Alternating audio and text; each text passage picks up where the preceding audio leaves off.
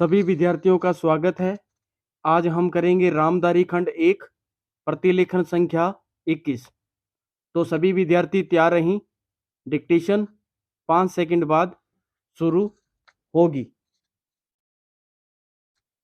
अध्यक्ष महोदय, मैं आपका आभारी हूँ कि आपने मुझे बोलने का अवसर दिया। पूर्ण विराम।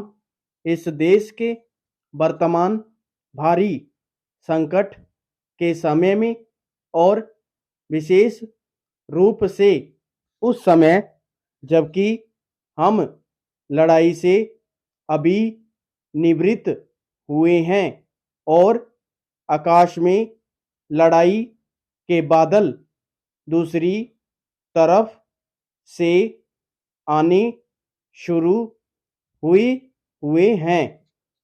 हमारे वित्त मंत्री ने जो बजट पेश किया है वे इसके लिए बधाई के पात्र हैं। पूर्ण विराम पैरा।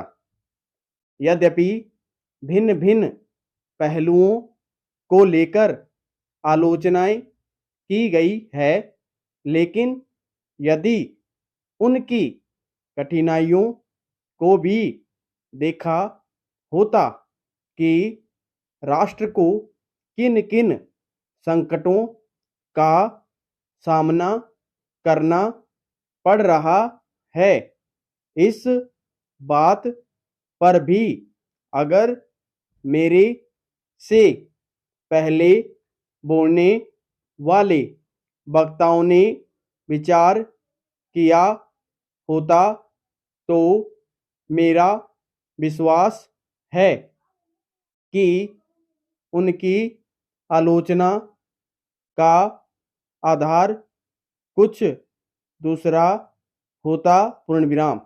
उन्होंने ऐसे कठिन अवसर पर यह एक संतुलित बजट पेश किया है, उसके लिए मैं उन्हें बार बार बधाई देता हूँ, लेकिन साथ ही साथ मैं अपना यह कर्तव्य समझता हूँ कि कुछ ऐसे विचार भी उनके सामने प्रस्तुत करूं जिससे उनकी कठिनाइयां कुछ हल हो जाएं। पूर्ण विराम।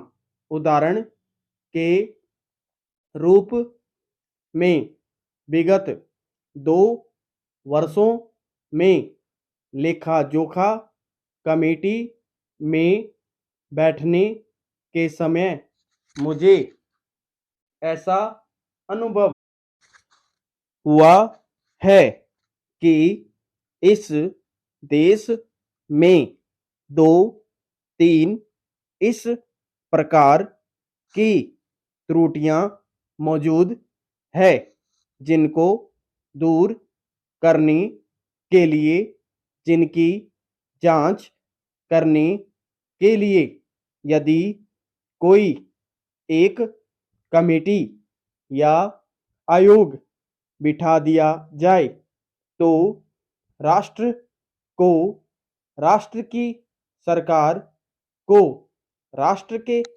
विकास कार्यों को और राष्ट्र की रक्षा व्यवस्था के लिए करोड़ों नहीं अरबों की व्यवस्था फौरन हो सकती है। पूर्ण विराम। केवल शासन को जागरूक होकर कुछ कदम उठाने की आवश्यकता है। पूर्ण विराम पैरा।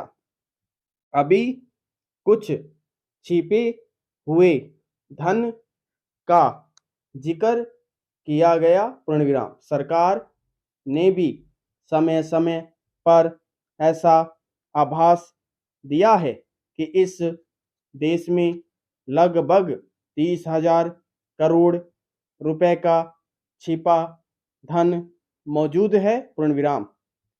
स्वयं मैं समझ नहीं पाता हूँ कि जब सरकार ऐसा अनुभव करती है तो इसकी व्यवस्था करने में उसको दिक्कत क्या आ रही है पूर्ण विराम।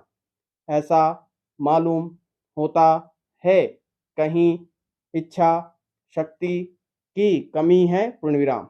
भारत की इस सरकार ने अपनी शक्ति का ठीक से उपयोग करके उस दुश्मन के दांत खट्टे किए जिसके की ऊपर विश्व की शक्तिशाली और इंग्लैंड जैसी शक्तियों का अटूट सहारा था और जिसको कि उन्होंने हमारे विरुद्ध उकसाकर खड़ा किया था और अपना पूर्ण सहयोग दिया था।